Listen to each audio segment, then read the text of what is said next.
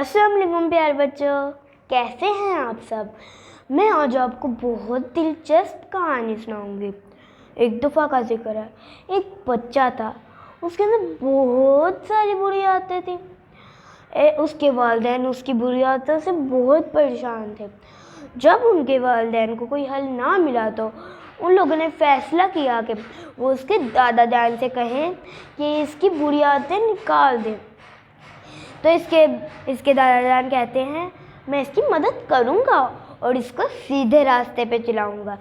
एक दिन उसके दादा जान उसको एक बाग में ले गए।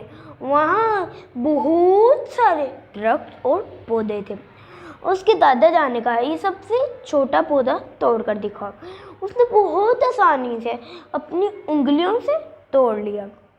इसके बाद कहते हैं, इससे बड़ा पौधा तोड़ कर दिखाए। वो भी उसने बहुत आराम से तोड़ लिया है।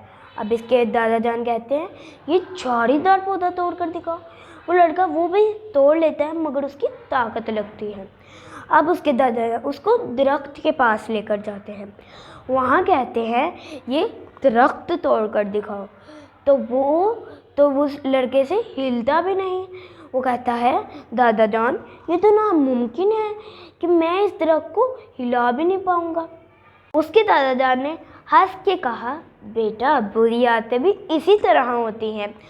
अगर तुम इसको बचपन में ही ख़त्म कर दोगे तो इन्हें ख़त्म करना बहुत आसान होगा।